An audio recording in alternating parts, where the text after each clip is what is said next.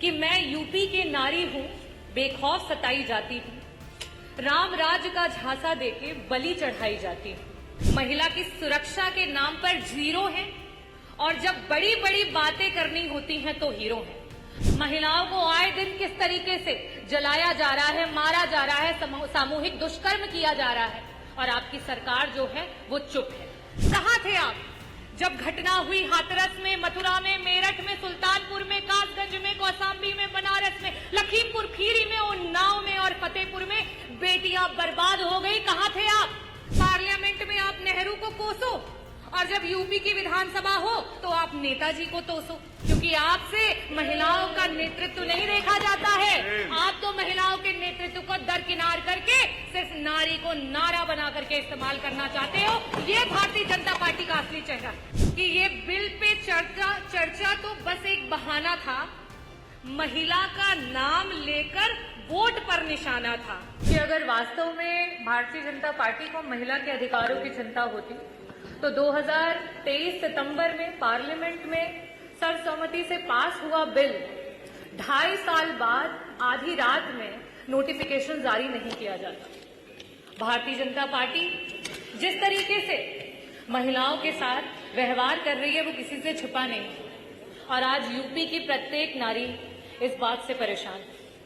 मैं कुछ चंद बातों से अपनी बातों को शुरू करना चाहूंगी कि मैं यूपी की नारी हूं, बेखौफ सताई जाती हूं, राम राज्य का झांसा देके बलि चढ़ाई जाती हूं। सिंदूर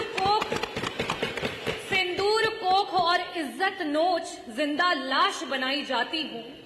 नकली आरक्षण का धोखा देके शतरंज नचाई जाती हूं। मैं यूपी की नारी हूं, हर रोज जलाई जाती हूं। आज भारतीय जनता पार्टी की जो सरकार है, डबल इंजन की सरकार, और खास करके उत्तर प्रदेश की जो सरकार है, उसकी नकारात्मक सोच महिला को कहीं जिंदा जला रही है तो कहीं मार के जला रही है, कहीं घरेलू महिला को जला रही है तो कहीं कामकाजी महिला को जला रही है।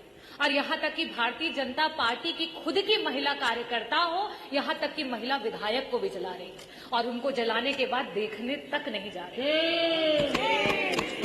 मैं पूरे सदन की तरफ से माननीय विधायक अनुपमा जायसवाल जी जल्दी स्वस्थ हों उसकी कामना करती हूं और ये भी कहना चाहती हूं कि जिस भारतीय जनता पार्टी ने उत्तर प्रदेश के पूर्व मुख्यमंत्री जी की स्वर्गीय मां को भी अपनी गंदी राजनीति में खींचने से नहीं छोड़ा, वो सबसे पहले गए, क्योंकि वो असली महिला का सम्मान जानते हैं और समाजवादी पार्टी असली महिला का सम्मान जानती है। और उसके बाद भारतीय जनता पार्टी के 2 डिप्टी सीएम उनके बाद जाते हैं अपनी महिला विधायक को देखने के लिए, और यही है आपका नारी वंदन।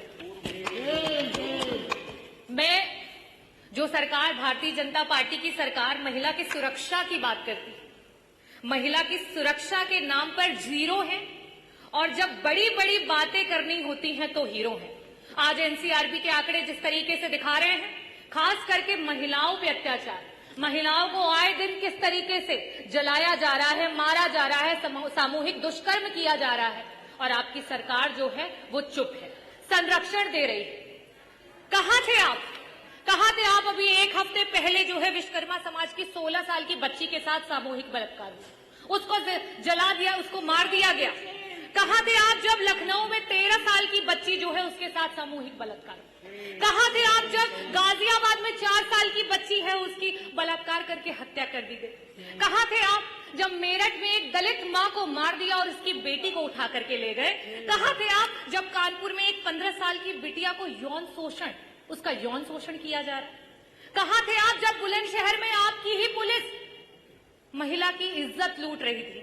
कहां थे आप जब घटना हुई हाथरस में, मथुरा में, मेरठ में, सुल्तानपुर में, कासगंज में, कौशाम्बी में, बनारस में, लखीमपुर खीरी में, उन्नाव में और फतेहपुर में बेटियां बर्बाद हो गई? कहां थे आप?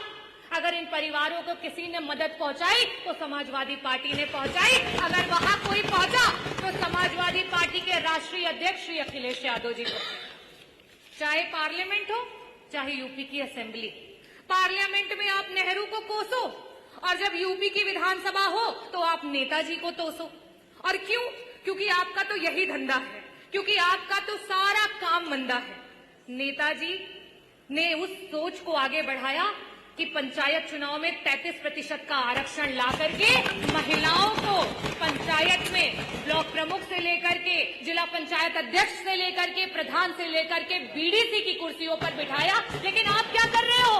वो 33% का आरक्षण पा करके जो महिलाएं हमारी नेतृत्व कर रही थी उस चुनाव को ही टाल दिया, क्योंकि आपसे महिलाओं का नेतृत्व नहीं देखा जाता है। आप तो महिलाओं के नेतृत्व को दरकिनार करके सिर्फ नारी को नारा बना करके इस्तेमाल करना चाहते हो। ये भारतीय जनता पार्टी का असली चेहरा है।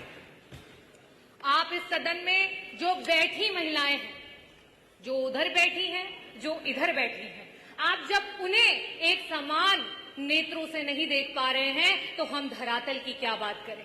1 ट्रिलियन इकोनॉमी की बात करने वाली सरकार, और जब इसी सदन में सत्ता पक्ष और विपक्ष की महिलाओं को जिस समय त्वरित के विकास के कार्यों की निधि देने की बात होती है तो वहां पे आपके 5-5 करोड़ की धनराशियां जाती हैं और विपक्ष के जो विधायक हैं उनके बजट काट लिए जाते हैं।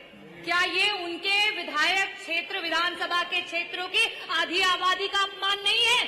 क्या उनको विकास का अधिकार नहीं है? ये है आपका झूठा नारी वंदन और नारी अभिनंदन। और आप महिलाओं की बात करते हैं। आज रोडों पे आशाएं रो रही हैं, आज रोडों पे समूह की बहनें रो रही हैं, आज रोडों पे आंगनवाड़ी की महिलाएं रो रही हैं, आज हमारी रसोइयां रो रही हैं, आज हमारी पंचायत सहायक रो रही हैं, आज महिलाएं जो युवा महिलाएं हैं वो नौकरी का इंतजार करते करते रो रही हैं और आप महिला वंदन की बात करते हैं।